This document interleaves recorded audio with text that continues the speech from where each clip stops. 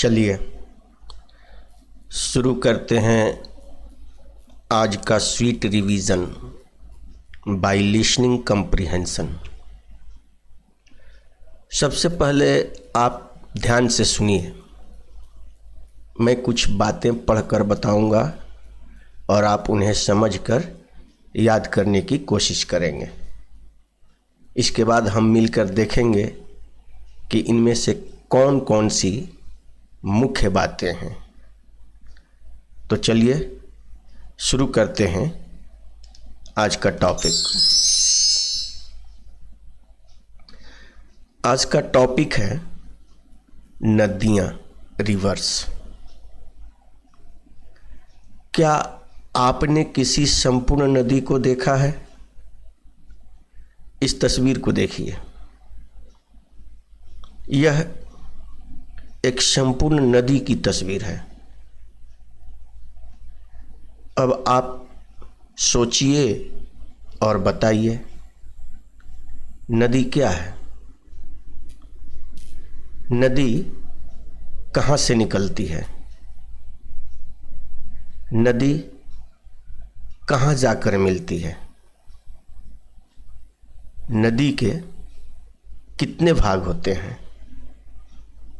नदी कितने प्रकार की होती है? प्रमुख नदियाँ कौन कौन सी हैं? नदियों द्वारा बनाए गए स्थल को क्या कहते हैं? नदियों का हमारे जीवन में क्या महत्व है? क्या आप जानना चाहते हैं? तो चलिए आज जानते हैं। सबसे पहले जानते हैं नदी की परिभाषा, अर्थात नदी क्या है। इस तस्वीर को गौर से देखिए। यह तस्वीर हमें बता रही है कि नदी पानी की उस बहती हुई धारा को कहते हैं जो पहाड़ों, जंगलों या झरनों से निकलकर खेतों, गांवों और शहरों से बहते हुए दूर तक जाती है और अंत में किसी समुद्र, झील या किसी बड़ी नदी में मिल जाती है। उसे नदी कहते हैं। जैसे हम अपने घर से स्कूल की ओर चलते हैं, वैसे ही नदी भी अपने जन्म स्थान से चलकर अपने आखिरी स्थान तक पहुंचती है।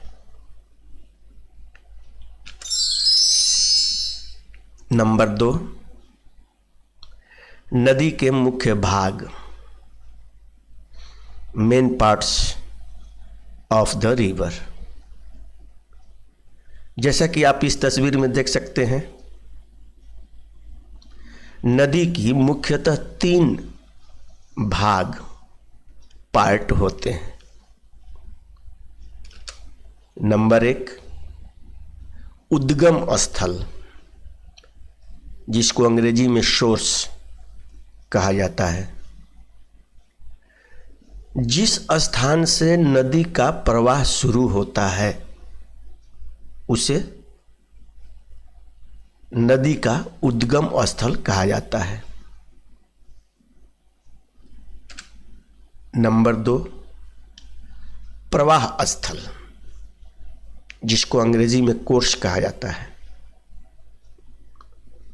प्रवाह स्थल उस मार्ग को कहा जाता है जिस मार्ग से नदी बहते हुए आगे बढ़ती है और पर्वतों, मैदानों, गांवों तथा शहरों से होकर गुजरती है।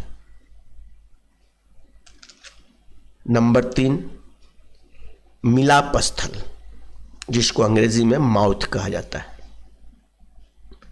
मिलाप स्थल उस स्थान को कहते हैं जिस स्थान पर नदी अपना प्रवाह समाप्त कर किसी दूसरी नदी या समुद्र में मिलती है, उस स्थान को मिलाप स्थल कहा जाता है। मगर ध्यान रहे, मिलाप स्थल को संगम या मुहाना भी कहा जाता है। जैसे इस तस्वीर को देखिए, संगम और मुहाना।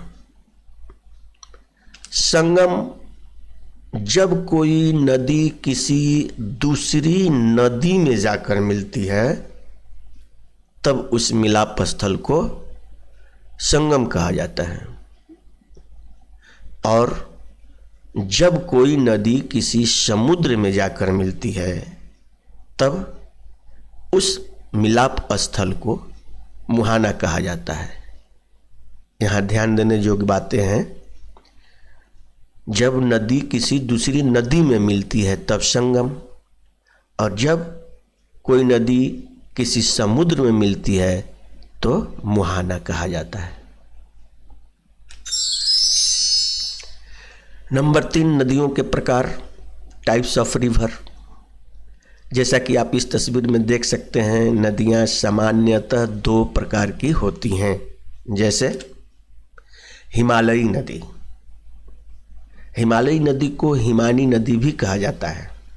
क्योंकि इस तरह की नदियां हिमालय के हिमनद यानी बर्फीली पहाड़ियों से निकलती है, और इन नदियों में सालों भर पानी होता है। नंबर 2, प्रायद्वीपीय नदी, जिसको अंग्रेजी में पेनिनसुलर रिवर कहा जाता है। प्रायद्वीपीय नदी को पर्वतीय नदी भी कहा जाता है। क्योंकि इस तरह की नदियां पर्वतीय यानी पठारी क्षेत्र से निकलती हैं और इनमें केवल वर्षा का ही जल रहता है। भारत की अधिकांश नदियां प्रायद्वीपीय नदी ही है। नंबर 4, भारत की प्रमुख नदियां, मेजर रिवर्स ऑफ इंडिया। जैसा कि आप इस तस्वीर में देख सकते हैं, भारत की प्रमुख नदियों के नाम जैसे गंगा। गंगा नदी भारत के भीतर बहने वाली सबसे लंबी नदी है, जो हिमालय से निकलकर बंगाल की खाड़ी में मिलती है। इस नदी की लंबाई 2525 किलोमीटर है। नंबर 2, सिंधु नदी, जिसको अंग्रेजी में इंडस रिवर भी कहा जाता है। यह नदी भारत की सबसे प्राचीन यानी पुरानी नदी है। यह नदी कैलाश पर्वत के बोखरचू ग्लेशियर से निकलकर अरब सागर में गिरती है। इस नदी की लंबाई 3180 किलोमीटर है। नंबर 3, ब्रह्मपुत्र नदी। यह नदी असम की चौड़ी और शक्तिशाली धारा वाली नदी है, जो तिब्बत के ग्लेशियर से निकलकर बंगाल की खाड़ी में गिरती है। इस नदी की लंबाई 2900 किलोमीटर है। नंबर 4, गोदावरी नदी।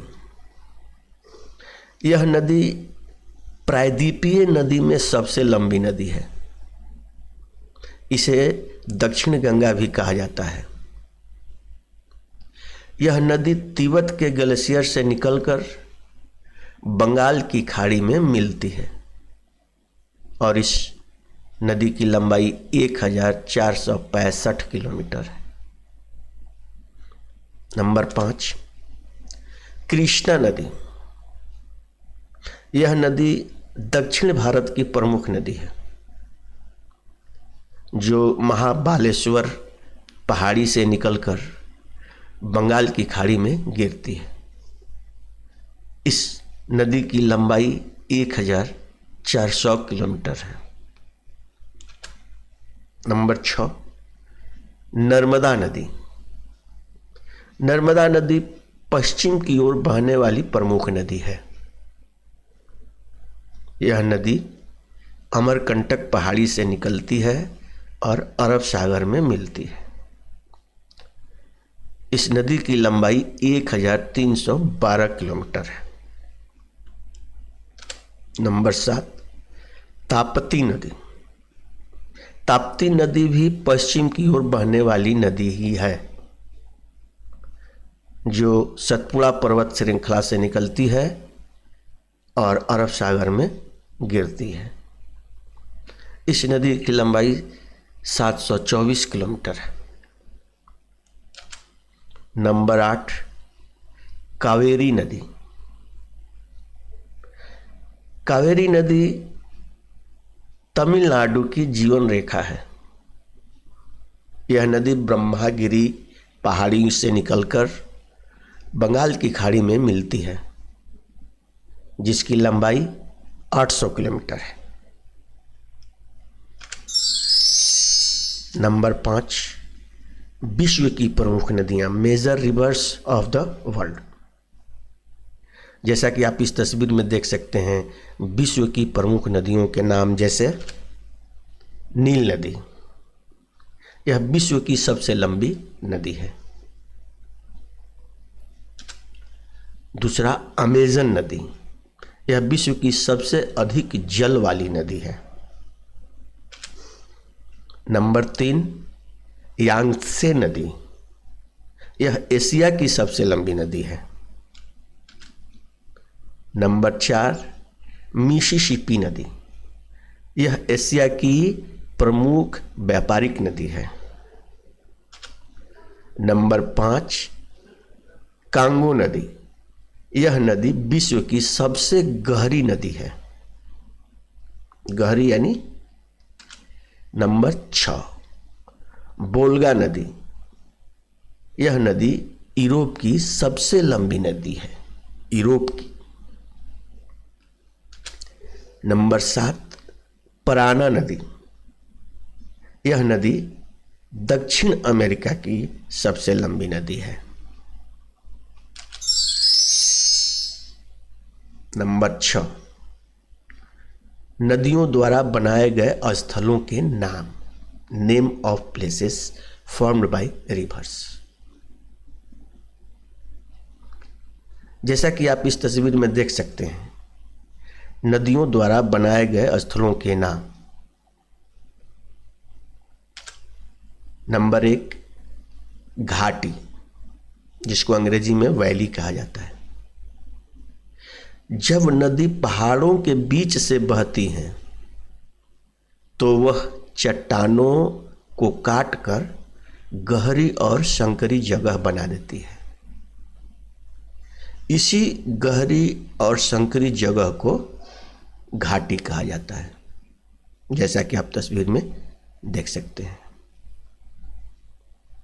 नंबर 2, जलप्रपात, जिसको अंग्रेजी में वाटरफॉल कहा जाता है। जब नदी ऊंचाई से अचानक नीचे गिरती है तो उसे जलप्रपात कहा जाता है। नंबर 3, मेंढर, जब नदी मैदानी भाग में टेढ़े मेढ़े मोड़ बनाते हुए आगे बढ़ती है तो उस घुमावदार मोड़ों को मेंढर कहा जाता है। नंबर 4, डेल्टा, जब नदी समुद्र में मिलने से पहले अपने मिट्टी और गाद को जो जमा करती है तो वहाँ त्रिकोण आकार की भूमि का निर्माण होता है। उस त्रिकोण आकार की भूमि को डेल्टा कहा जाता है। नंबर 5, बाढ़ का मैदान, फ्लड प्लेन, जब नदी में बाढ़ आती है तो आसपास की भूमि पर उपजाऊ मिट्टी फैला देती है। इस समतल और उपजाऊ भूमि को बाढ़ का मैदान कहा जाता है।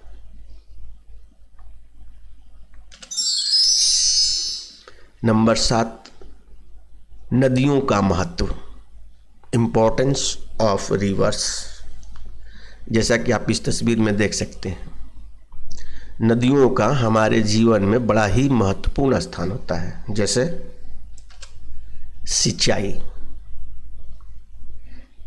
सिंचाई, जिसको अंग्रेजी में इरिगेशन कहा जाता है। सिंचाई का अर्थ होता है खेतों तक पानी पहुंचाना। नदियों का जल फसलों को उगाने में मदद करता है, अतः नदियां हमारे लिए महत्वपूर्ण है। नंबर 2, जल विद्युत, हाइड्रो इलेक्ट्रिसिटी। नदी के बहते पानी से बिजली बनाने की प्रक्रिया को जल विद्युत कहा जाता है, जो ऊर्जा का स्वच्छ और नवीकरणीय स्रोत है। नंबर 3, उद्योग, इंडस्ट्री। कल कारखानों में उत्पादन और मशीनों को ठंडा करने के लिए नदी के जल का उपयोग होता है। नंबर 4, परिवहन, ट्रांसपोर्टेशन। नदियां जल मार्ग के रूप में हमारी मदद करती हैं। इसके माध्यम से नाव और जहाज द्वारा हम परिवहन का उपयोग करते हैं। नंबर 5, धार्मिक स्थल, रिलीजियस प्लेस। कई नदियां धार्मिक दृष्टि से पवित्र मानी जाती हैं, जिनके किनारे मंदिर और तीर्थ स्थल होते हैं।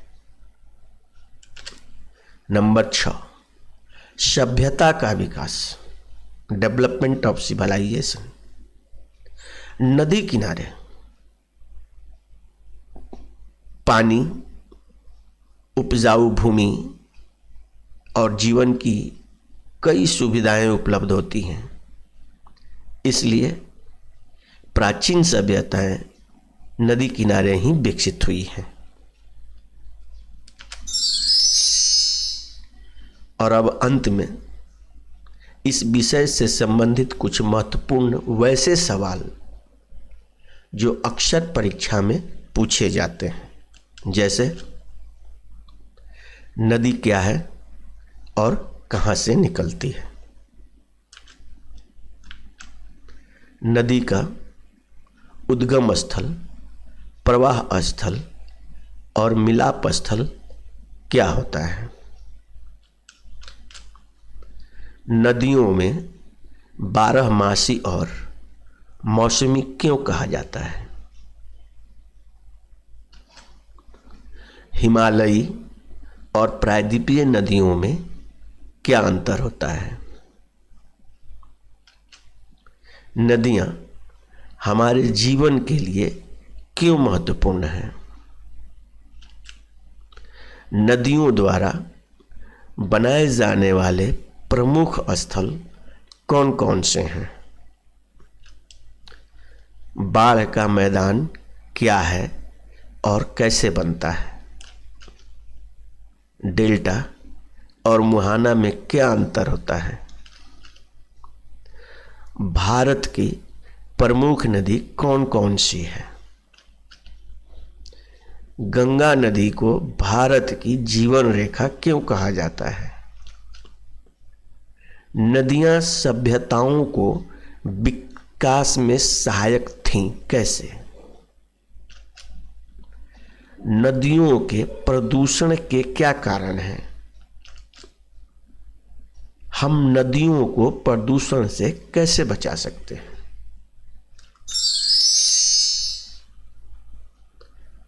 और सबसे अंत में एक सादर अपील, यदि आप विषयों की विस्तृत जानकारी प्राप्त करना चाहते हो यदि आप रेगुलर रिवीजन के लिए ऑनलाइन फ्रेंड्स ग्रुप ज्वाइन करना चाहते हो, यदि आप रिवीजन गाइड का सहायता प्राप्त करना चाहते हो, तो हमारे ब्लॉग childpaternalzone.blogspot.com को ज्वाइन करें, बिल्कुल फ्री।